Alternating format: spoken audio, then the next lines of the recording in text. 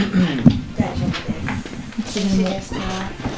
first of all, after the last album came out a few years ago, you went on to this long extensive tour, but after that, before you started making the album, did you want to take some time off? Or? No, not really. We don't have any time off. We don't really have hobbies. We kind of, the only thing, I think we get probably everything we need from, from music in different ways. I think I worked out the other day that we started the band, how long ago? 7, 8 years ago? 9 years ago. And we played our first show after we'd been playing together for 2 weeks. And I don't think we have stopped for much more than 2 weeks ever since. Every time we finish a tour, we end up writing a new record, and when we finished writing the record, we go on tour. So we've never really taken any amount of time off. I think we deserve a break. Do you have a wish to have? I'd love to have a break. It's very nice. But so, when did you start recording the album then? Probably the beginning of last year. I think we might have started writing a little bit at the end of 2012, but really we didn't really get into business until we were in the studio the beginning of last year. Yeah. Did you already have like set goal for the album by the time you started working on it? Or? We never have a set goal. I think, for us it's always about starting from the beginning and wiping the slate clean and seeing where our music takes us, I think it's kind of more exciting, even just to keep ourselves entertained. It's more exciting to let what's good about each record emerge gradually. Almost subconsciously. It's kind of we end up all wanting the same thing. So that's a blank canvas, totally? It is a blank canvas, yeah. Totally. Except for the work we've done before, in a way, but you can't help from that being an inspiration. And I think our band is about an ongoing evolution, about a journey that's continuing. But as far as our attack creatively goes into the next record, it's a blank canvas. And at what point did you decide to have like the helps from outside? I mean, for this one you got Craig, Sylvie and Paul was helping a bit. I mean, Craig is kind of, I guess he's kind of co-mixing. It's like he's almost. I mean, he's involved in the process quite a lot. I mean, not the writing, but he's quite important to bounce ideas off. I guess it's not really ever production, or I guess none of these. The only people that are really crucial to the process of the band, and sometimes when you've been working in the studio for so long, it's cool to get other people's input.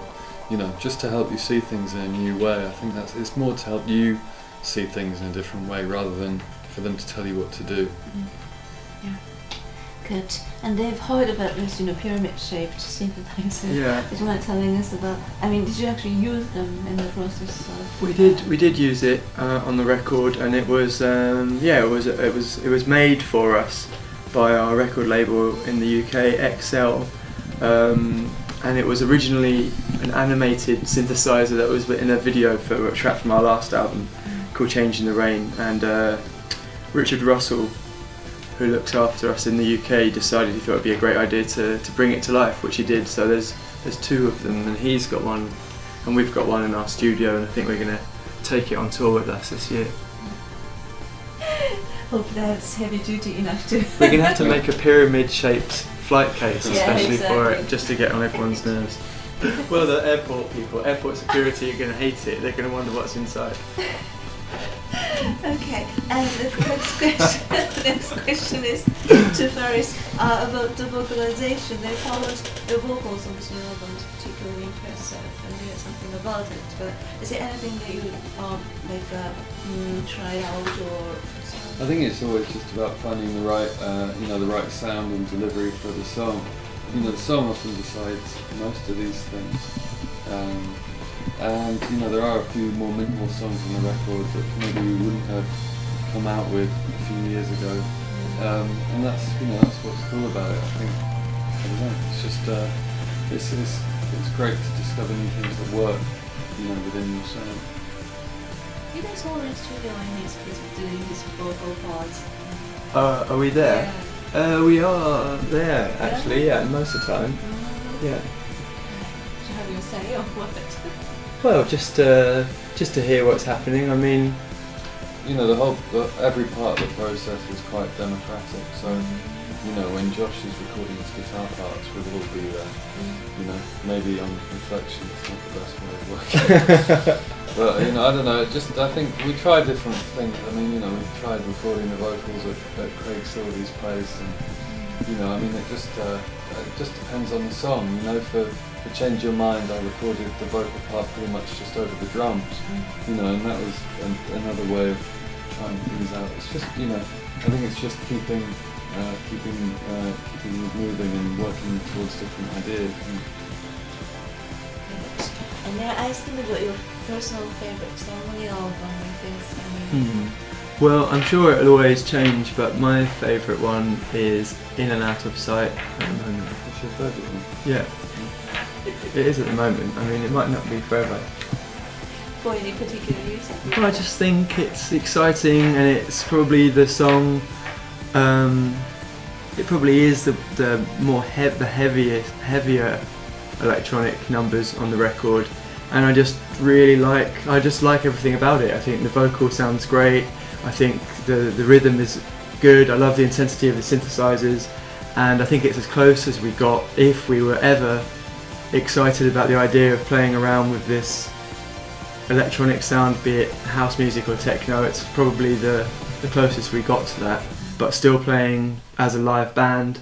We'll still be able to play it on stage as a live band, and I'm looking forward to us performing it live as well. And yours is? Don't know what one.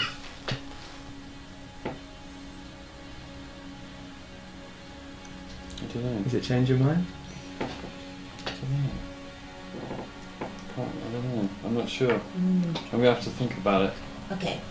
So, and have you been playing any of the new songs live yet?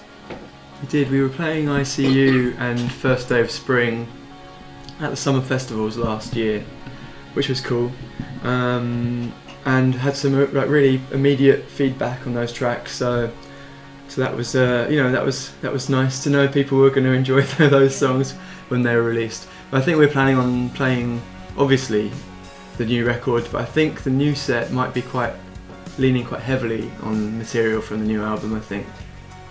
You know the answer to the next question as well, actually. They were actually about to ask how the set is now filled with the new songs sitting.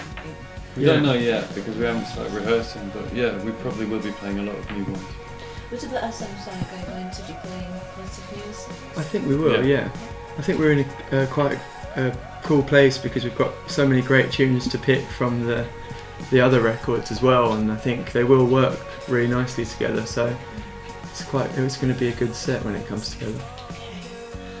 Now the questions are separate from the album itself.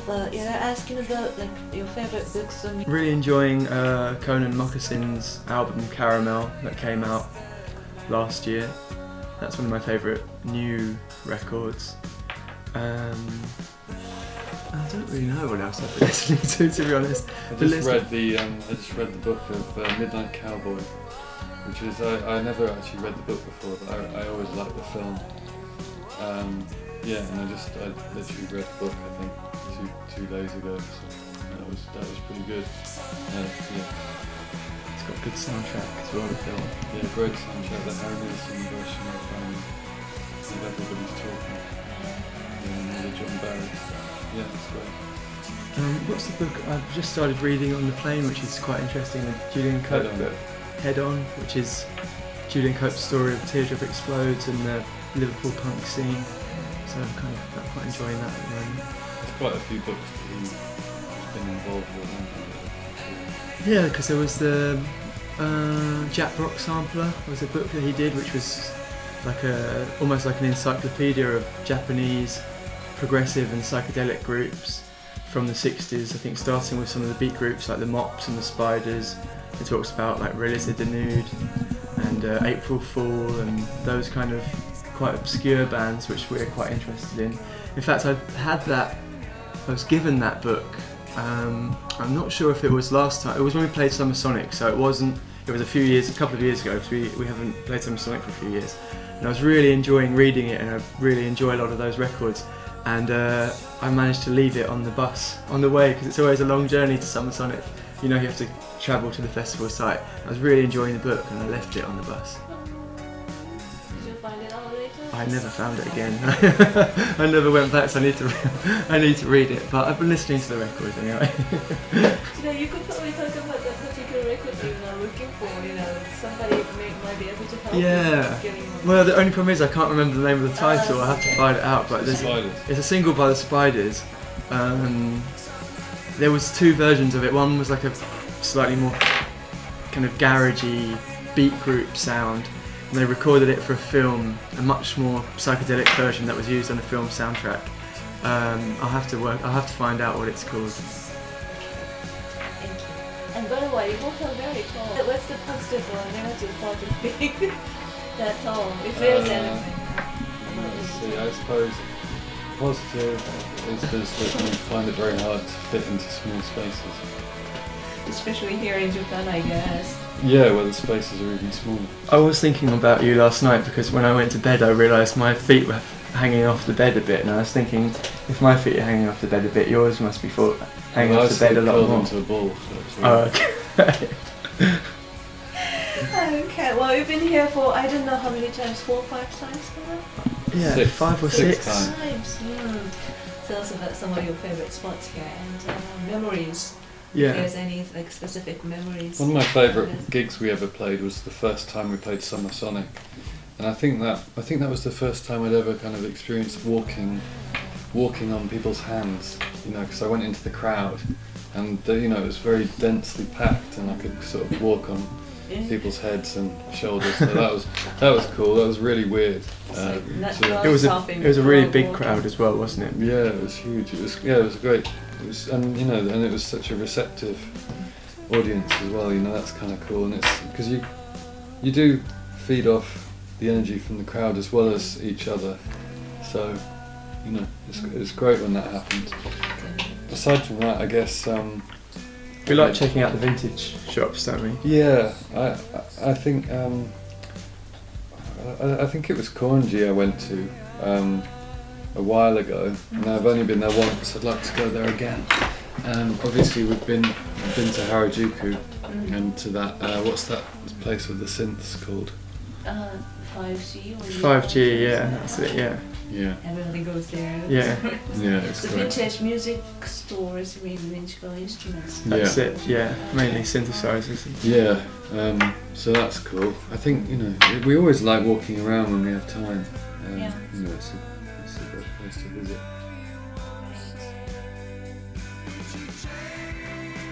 Right.